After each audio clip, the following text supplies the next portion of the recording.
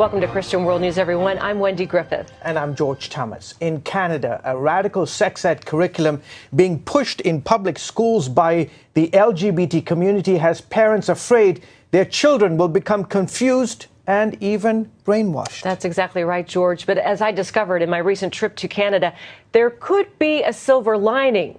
This issue is waking up a sleeping church.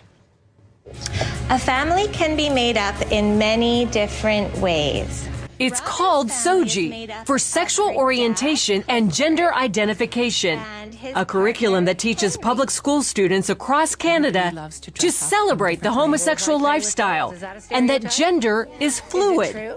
In other words, your gender is not dependent on what parts you were born with, but rather what you feel like in the moment. There's people that are boys, there's people that are girls, there are people whose gender might be a little bit of both or might even be neither. Lessons include books about transgender children, such as 10,000 Dresses, and songs like the Rainbow Song. Gender won't decide the choices we make. Some boys like dressing up, some girls like catching snakes. The Shoji Curriculum started in British Columbia in 2016 and is quickly spreading throughout Canada. I just thought, who decided that this was okay to teach our children? Author and inspirational speaker Lynn Thompson is a leading voice against the Shoji Curriculum. And we are seeing the results of that now because some kids are reacting very emotionally and saying, and they're in fear. Will I suddenly struggle with feeling like a different gender inside of my body? Kari Simpson of Culture Guard, another leading opponent, calls the curriculum nothing short of child abuse. All those beautiful qualities that make young girls, beautiful girls and women, are being basically vilified. The things that make our boys boys are being, taken from them. So things of equating young men to being strong protectors is something that's now evil. But Morgan Auger, a transsexual and supporter, claims it's about acceptance, not indoctrination. The idea is to teach kids that there are gay kids and there are trans kids and there are trans parents and gay parents in our society, and everybody's wanted and desired. After all, that's what our Human Rights Code says, and it's the role of schools to teach the following of our laws, right?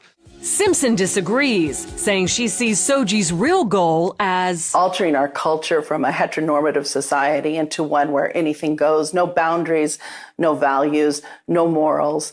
It's a hedonistic cult, basically, what they're implying. Another blaring example, drag queen story time.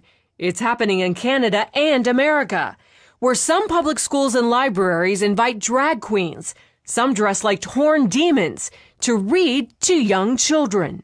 And it's a social deconstructionist agenda. They're using children, little 5-year-olds, to accomplish this. And parents are waking up and saying no. When asked about parents' rights, Auger says, well, actually, in Canada, parents' rights are limited and children's rights are put ahead.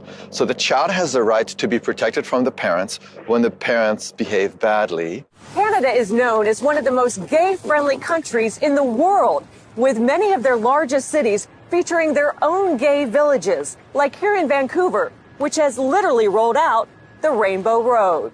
Most gays, like village resident Davey DiCarlo, support Shoji and limiting parental rights.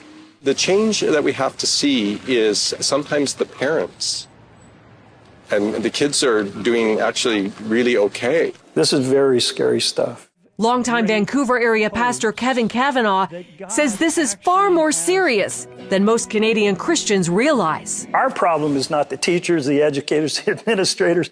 This is a battle in the heavenlies. He says Satan is going after their most vulnerable, the children.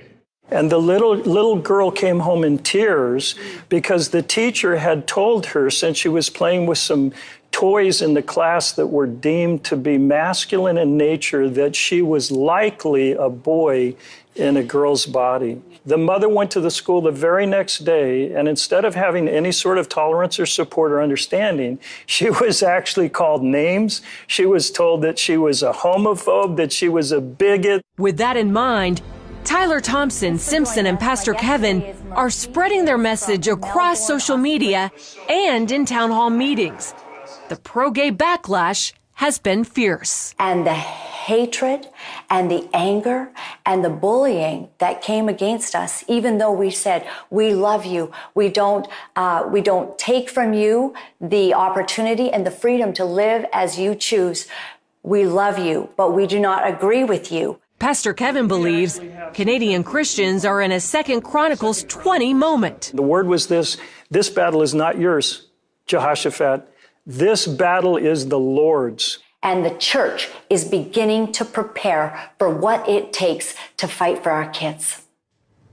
And George, this battle is unfortunately far from over, but some Christian leaders say it could be the issue that wakes up a sleeping church in Canada. What's been the reaction to the story? Well, the story